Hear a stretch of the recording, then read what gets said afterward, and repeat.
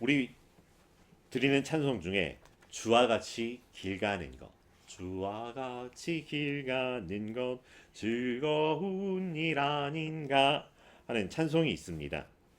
주님과 함께 동행한다라고 하는 것 어떤가요? 좋은가요? 그래서 주님과 함께 동행하면서 주님께서 내가 너를 사랑하노라, 내가 내게 은혜를 베푸노라, 내가 너에게 복을 주리라 말씀하시는 것을 상상한다면 어떨까요? 주님과 함께 걸어갈 때, 또 영광과 승리가 있는 이 기쁨의 길을 걸어갈 때 우리 마음 안에 벅차오르는 것들이 있으리라 생각을 합니다. 또 많은 사람들이 우리를 보고 얼마나 환호하고 즐거워할지라고 하는 생각을 해보기도 합니다. 그런데 그 후렴에 보면은 그 다음 가사는 우리 주님 걸어가신 발자취를 밟겠네 라고 하는 것입니다. 우리 주님 걸어가신 발자취. 많은 사람들이 기대하고 또 수많은 사람들이 환호하고 부러워하는 그 길. 어쩌면 그럴 수도 있지만 주님이 걸어가신 길이라고 표현을 합니다. 그런데 주님이 걸어가신 길은 영광과 승리가 있는 길이 아니라 사람들에게 사로잡혀 십자가에 못 박혀 죽으시는 길이었습니다. 다른 말로 표현하면 주와 같이 길 간다라고 하는 것은 죽으러 가겠다는 것이고 사람들의 멸시와 조롱과 천대와 학대를 고난을 받겠다라고 하는 것입니다. 그런데 이게 정말 즐거운 일인가요?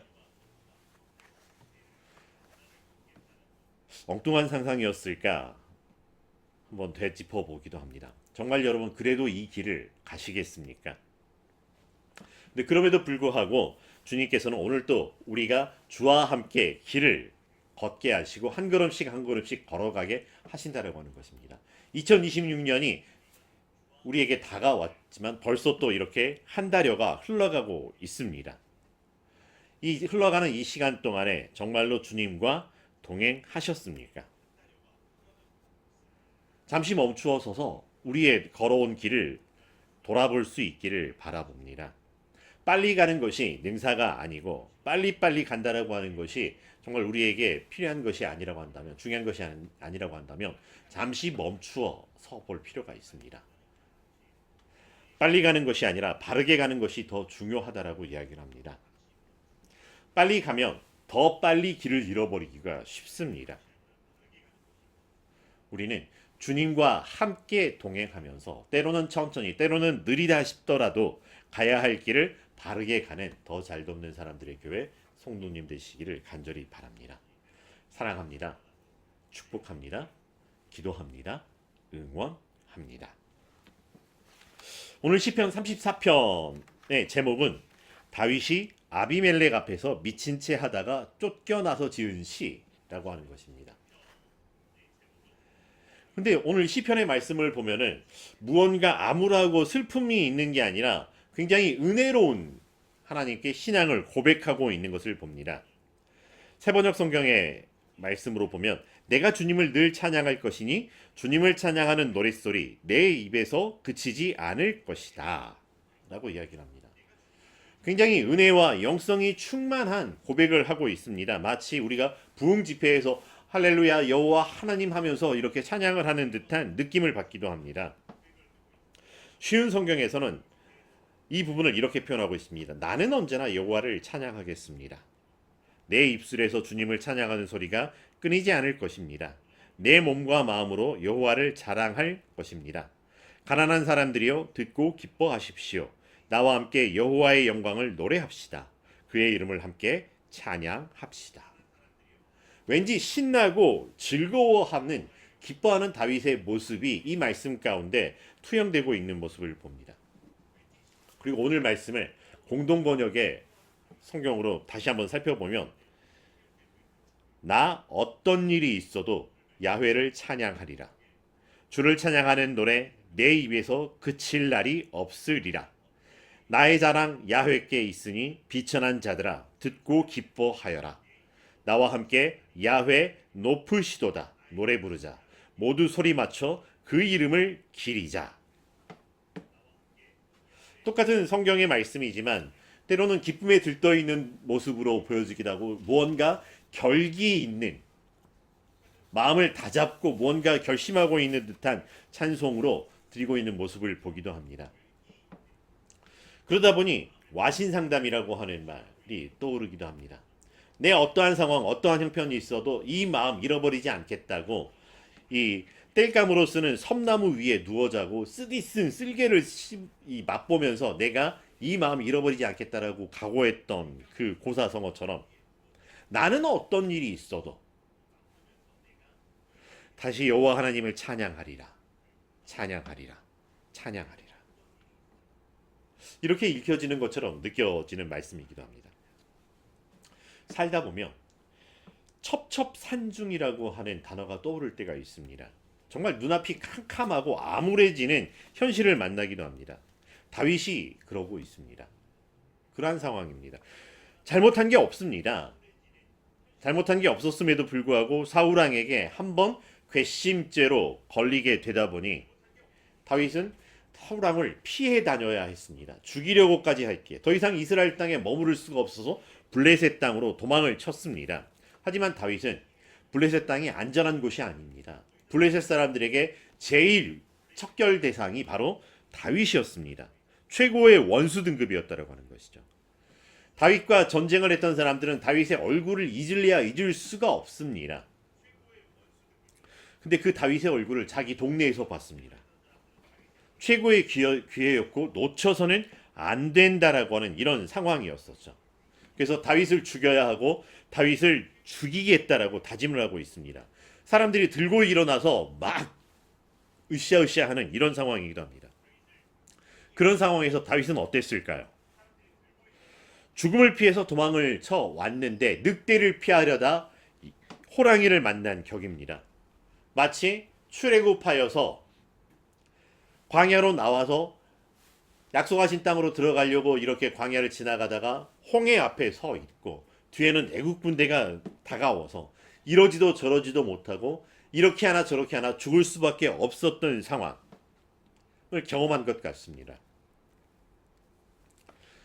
그 순간에 다윗이 했던 게 뭐냐면 미친 채 하는 것이었습니다. 미친 사람 흉내를 내는 것이었고요. 흉내를 냈다라고 하지만 사실 영락없이 미친 사람으로 보였습니다. 사무엘상 21장에 이런 표현이 있습니다. 그 역사의 기록이 나오는데 사람들 앞에서 일부러 미친 신용을 하다가 사람들에게 붙잡혀서는 발작을 일으키고 성문짝에 글자를 되는 대로 써갈기기도 하며 수염에 침을 흘리기도 하였다. 이것을 보고 아기스가 신하들을 꾸짖었다. 미친놈이 아니냐? 어쩌자고 이런 자를 나에게로 끌어왔느냐? 라고 이야기를 합니다. 그렇게 위기를 모면하여 빠져나왔던, 그래서 그 상황을 노래하였던 것이, 찬양하였던 것이 시편 34편입니다. 사실 정신없이 도망쳐 나오고 허겁지겁 이 헐레벌떡 도망쳐 나오고 있는 모습이 다윗의 모습이었을 터인데, 그럼에도 불구하고 그가 하나님을 향해 부르고 있는 찬양은, 또 그의 신앙의 고백은 처절했던 현실, 처연한 삶의 자리와 상관없이, 그것을 뛰어넘어서 내 상황과 상관없이 온전히 하나님을 향하여 내 하나님, 내 하나님, 바로 나의 하나님 찬송하고 있습니다. 그러면서 다윗은 계속해서 간구를 합니다. 내가 주님을 간절히 찾았더니 주님께서 나에게 응답하시고 내 모든 두려움에서 나를 건지셨도다. 내가 한 것이 아니라 여호와 하나님의 은혜로 된 것이라고 고백을 하고 있습니다. 야훼 찾아 호소할 때 들어주시고 몸서리 처지는 공경에서 건져주셨다. 그를 쳐다보는 자 그 얼굴 빛나고 부끄러운 꼴 당하지 아니하리라. 가엾은 자의 부르짖음을 야훼 들으시고 공경에서 건져주셨다. 야훼의 천사가 그를 경외하는 자를 둘레에 진을 치고 그들을 구해 주셨다. 다윗은 이렇게 간구함을 들어주시는 하나님을 찬양하며 감사하고 있습니다. 내가 기지를 발휘해서 위기를 모면했다가 아니라 여호와 하나님께서, 여호와의 천사가 나를 보호하셔서 이렇게 되었다라고 하는 것입니다. 내 삶의 모든 것들이 우연히 되어진 것이 아니라 여호와의 은혜로 말미암아 된 것을 고백하고 있습니다. 우리가 어떤 사건을 만났을 때 그 사건을 해석하는 방법들이 여러 가지가 있을 수 있습니다. 또 시각들이 다를 수가 있습니다. 다윗과 친한 사람들은 정말 천만다행이다라고 어쩌면 다윗이 했던 것처럼 정말 하나님의 은혜라고 이야기를 할 수도 있겠지만 다윗의 반대편에 있었던 사람들은 어쩌면 크게 이렇게 한숨을 내실 수도 있을 거. 근데 그것과 상관없는 사람들은 그게 뭐 어쩌라고 살다 보면 그럴 수도 있는 거지. 이런 이야기를 할 수도 있겠지만 다윗은 이 모든 것이 사람들의 말에 이러쿵 저러쿵 하는 것에 휘둘리는 것이 아니라 여호와 하나님의 은혜 안에서 섭리 안에서 이루어진 것이라고 하는 것입니다. 주의 지팡이와 막대기가 나를 안위하셨습니다. 고백하고 있는 것입니다. 그러면서 다윗은 함께하는 사람들과 또 신앙의 후배들에게 강하게 당부하고 권면하는 것이 있습니다. 8절의 말씀에 너희는 여호와의 선하심을 맛보아 알지어다. 너희는 야훼의 어지심을 맛들이고 깨달아라. 공동번역의 말씀입니다. 너희는 여호와 하나님의 선하심이 무엇인지 그것이 어떤 맛인지 직접 맛을 보라는 것이고요. 여호와 하나님의 선하심이 무엇인지 분명히 알아라 라고 당부하고 있습니다. 여호와 하나님의 선하심은 어떤 맛일까요? 보통 맛일까요? 순한 맛일까요? 매운 맛일까요? 이리 표현해 죄송합니다. 이 유명한 레스토랑에서 파는 음식의 맛을 볼 때 맛을 보려면 맛이 어떠한지를 알려면 어떻게 해야 될까요? 가봐야 압니다. 가서 먹어봐야 압니다. 어떤 사람들이 블로그에 그 맛집 이러더라 저러더라 라고 하는 거 사진을 찍어서 이렇게 설명을 해내기도 합니다.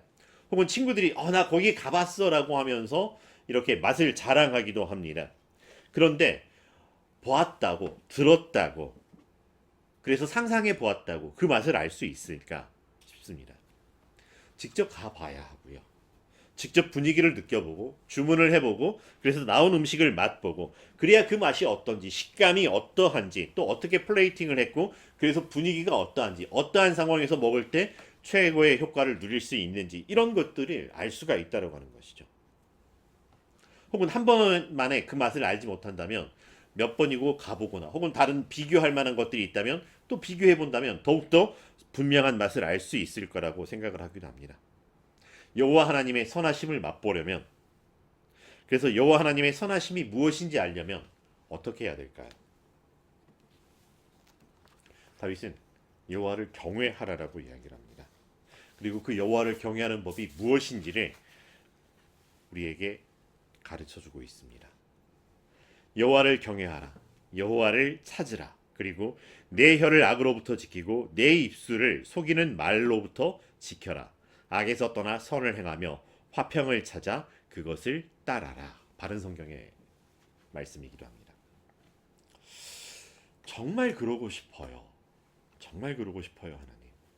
하지만 살아가면서 주일 예배에 은혜를 받고 돌아가서 그렇게 살고 싶었지만 돌아가는 길에서부터 벌써 다툼이 일어나거나 혹은 월화수 지나가면서 주일 받았던 그 은혜를 잊어버리고 사느라 바빠지는 그러다 보니까 옛날에 살던 것처럼 옛 모습이 떠오르기도 합니다. 악으로부터 혀를 지키고 싶지만 때로는 부딪히는 여러 가지 스트레스와 억압과 분노로 인해서 마치 내 혀가 꼬부러져서 이상한 말이 나오듯이 악한 말을 쏟아버리고 싶을 때가 있습니다. 미운 사람들에게 떡 하나 더 준다라고 하지만 떡을 주는 것이 아니라 어디 맛 좀 봐라 골탕을 먹이고 싶은 그런 마음도 있습니다. 악을 떠나 선을 행하고 싶지만 악에는 더 큰 악을 행해서 되갚아주고 안갚음하고 싶은 것이 그래야 직성이 풀린다라고 하는 것이 사람의 마음이기도 합니다. 해야 하고 싶지만 우리의 마음의 완악함과 육신의 연약함으로 인해서 쉽게 해내지 못하는 우리의 모습을 보기도 합니다. 주중에 이제 코칭 강의를 하면서 사람들과 이런저런 이야기를 나눌 때 사명에 대한 이야기를 한 적이 있습니다. 그래서 저의 사명은 이 땅의 청소년들이 이 진리의 말씀 안에서 자유롭고 사랑 안에서 존귀하여지고 성령 안에서 탁월하여지도록 돕는 것입니다. 이런 이야기를 나누다가 그래서 사명을 따라 살겠습니다라고 했기 때문에 사실 강의가 청소년 특강과 직장인 특강이 이렇게 겹쳤을 때 저는 청소년 특강을 택했습니다라고 이렇게 이야기를 드렸죠. 청소년 특강은 20만 원, 기업체 특강은 100만 원이 넘었던 이런 상황이었었죠. 그래서 굉장히 사실 뿌듯해하면서 이렇게 이야기를 드렸는데 강의를 들으시던 분 중에 한 분이 그러셨군요. 근데 만약에 20만 원대 그 기업에서 2천만 원을 준다라고 했으면 어떠실 것 같아요? 라고 이야기를 하더라고요. 한 번도 생각해보지 않았는데 2천만 원을 준다라고 하면 내가 거절했을까? 갑자기 물음표가 떠오른 상황이었습니다. 옛날에는 정말 자신 있다라고 했었는데 갑자기 금액의 단위가 바뀌니까 마음에 욕심이라고 이 돈이면 이걸 하고 저걸 할 수 있고 차라리 그 강의비를 받아다가 청소년 사역하는데 이렇게 저렇게 쓰면 더 좋지 않아라고 하는 궁리가 머릿속에 떠오르는 저의 연약한 모습을 보게 되었습니다. 참 약하구나. 참 연약하구나. 다시 한번 회개하는 시간을 갖게 되었습니다. 그래서 예수님께서 오실 수밖에 없었구나라고 하는 것을 느끼게 됩니다. 예수님께서 우리에게 오셔서 우리에게 보여주셨던 것은 우리를 비난하거나 채찍질하신 것이 아니라 그랬구나. 우리의 약함을 아시고 그렇다면 이제 나처럼 해보자라고 보여주셨던 것입니다. 감히 똑같이 할 수 없었던 것을 예수님께서는 이미 다 이루었다라고 말씀하여 주시고 우리가 그 예수 그리스도의 의를 덧입어서 행할 수 있게 해 주셨다라고 하는 것입니다. 내 힘이 아니라 우리가 예수 그리스도 안에 거한다는 것만으로 그분 말씀 안에 거한다는 것만으로 다윗이 그렇게도 번면하였던 이루고 싶었던 일이 이루어진다라고 하는 것입니다.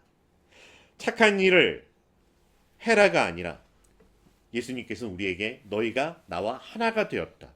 우리가 그리스도 안에 하나가 되었다라고 말씀해 주셨습니다. 그래서 우리가 예수 그리스도를 덧입게 되었고 우리 안에 예수 그리스도의 마음을 품을 수 있게 되었다라고 하는 것입니다. 다른 말로 표현하면 예수 그리스도의 의, 예수 그리스도의 착함, 선함이 우리를 덧입혀 주었다라고 하는 것입니다. 그래서 좀 뻔뻔한 이야기로 하면 내 속에 있는 옛사람은 죄인일 수 있지만 예수 그리스도의 의로 덧입었기 때문에 우리는 착한 존재가 되었습니다. 선한 존재가 되었습니다. 뻔뻔하게 이야기를 할 수 있습니다. 착한 일을 해서 착한 사람이 되는 것이 아니라고 하는 것. 착한 사람이었기 때문에 그가 착한 일을 할 수 있었다라고 하는 것. 하지만 알게 되었다라고 해서 바로 행할 수 있게 되는 것과는 또 다른 차원의 이야기라고 하는 것. 어린아이처럼 걸음마를 배우듯 때로는 넘어지고 그러나 다시 일어나서 계속해 나가듯 어렵고 힘들고 잘 안 되었기에 계속해서 간구하고 하나님을 찾고 하나님 앞에서 이게 맞나요? 때로는 여쭙고 하나님께서 이렇게 하여라 하신 말씀에 순종하려고 애쓰고 몸부림치는 우리의 삶일 수 있습니다. 혼자 아둥바둥 해라는 것이 아니라 그렇기 때문에 성령 하나님께서 우리와 함께 하시며 우리의 걸음을 인도하여 주셨고 하나님이 주신 말씀이 어떤 의미인지 우리에게 성령님께서 조명하여 주셔서 아하 그렇구나 깨달아 알게 해주셨다라고 하는 이 삶이 우리에게 너무나 큰 은혜라고 하는 것입니다. 말씀이 육신이 되어 우리 가운데 오셨고 그 말씀이 기록되어 우리 가운데 직접 우리가 읽어보고 묵상하며 깨달을 수 있게 해주시고 그 말씀이 이 거룩한 주일 예배 통해서 설교로 선포되어서 또 우리의 심령과 골수를 찔러 쪼개어 새롭게 하는 은혜 안에 거하게 해주시는 그 은혜가 우리에게 넘친다라고 하는 것입니다. 옛날 광고 중에 이런 광고가 있었습니다. 보고는 몰라요. 들어서도 몰라요. 맛을 보고 맛을 아는 땡땡 간장 이런 광고가 있습니다. 이 광고는 1961년도에 나온 광고였기 때문에 요즘 젊은 친구들은 잘 모를 수도 있습니다. 정말 그렇죠. 보고도 몰라요. 들어서도 몰라요. 맛을 보기 전까지는 맛을 알 수 없다라고 하는 것. 세상에는 우리에게 보암직하고 먹음직한 것들이 얼마나 많은지 모릅니다. 근데 실제로 우리가 보암직하고 먹음직해서 경험해 보았을 때 우리 입에 얼마나 쓰고 우리를 얼마나 어렵게 하고 힘들게 하는 것인지. 그래서 하나님께서 우리에게 보지도 만지지도 말라라고 하신 것들도 있었다라고 하는 것입니다. 하나님을 안다라고 하는 것, 하나님께서 주신 은혜의 맛을 안다라고 하는 것입니다. 송이꿀보다 더 달디 단 하나님의 말씀의 맛, 하나님의 선하심의 맛, 하나님과 함께 한다는 맛. 이거는 세상이 우리에게 주는 설탕 혹은 다른 당분류의 맛과는 더 다른, 더 깊고 그윽한 맛을 우리에게 보여주고 있다고 하는 것이죠. 그런데 그 맛이 우리가 익숙하지 않을 수 있다고 하는 것입니다.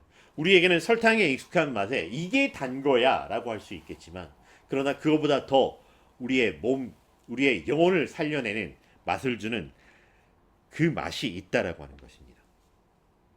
우리는 우리가 하던 익숙한 대로의 맛을 찾는 사람들이 아니라 하나님께서 우리에게 맛보아 알라라고 해주신 이 맛에 이제 새롭게 익숙해져야 되는 우리의 삶이라고 하는 것입니다. 그래서 하나님이 주시는 맛을 맛보고 하나님의 선하심을 알아가는 우리의 인생이 되기를 간절히 바랍니다. 그래서 옛 것에 대해서는 우리가 더 이상 그것을 찾지 않아도 되는,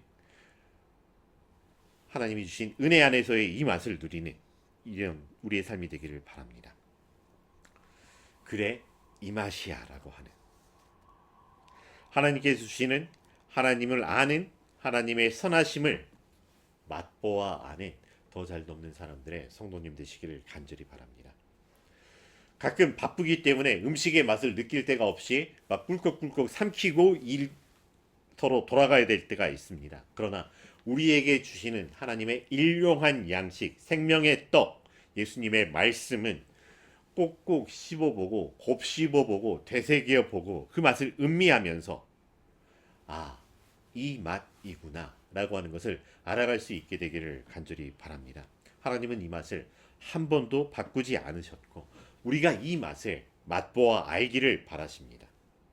우리가 아는 세상이 전부인 세상이 아니라 하나님께서 보여주시는 세상, 하나님께서 주신 그 세상 안에서의 삶으로 우리를 초대하실 때, 그렇구나, 그래 이 맛이야라고 날마다 새롭게 깨닫게 되고 새롭게 알게 되고, 그래서 새롭게 보게 되는 하나님 나라의 삶을 이루어가는 우리의 삶이 되기를 바랍니다. 그래서 하나님을 맛보아 아는 우리의 삶이 우리로 끝나는 것이 아니라 세상은 그렇게 함께 살아가는 우리를 맛보아 알게 되면서 하나님이 우리와 함께 하시는구나를 마주쳐 올리는 찬송으로 만들어내는 이 귀한 한 주간 되시기를 주의 이름으로 축원합니다. 기도하겠습니다. 사랑과 은혜가 충만하신 여호와 하나님 감사합니다. 주님 언제나 우리와 함께하여 주시고 우리를 먼저 찾아와 주셨고 우리에게 그 귀한 하나님을 아는 것들을 채워주신 것 감사합니다. 하지만 우리의 어리석음은 우리가 익숙한 대로 살아가려고 하는 옛 습관을 벗어버리지 못한 채 있었습니다. 이제 그 모든 어리석음들을 내려놓고 하나님이 주시는 하나님의 선하심을 맛보아 알게 하시고 그 맛에 이제 익숙하고 길들여져서 그 하나님과 함께 동행하면서 세상을 향하여 우리의 삶을 통해서 그리스도의 맛과 멋을 드러내는 우리들 될 수 있도록, 이 한 주간 될 수 있도록 주여 역사하여 주시옵소서. 예수님의 이름으로 기도합니다.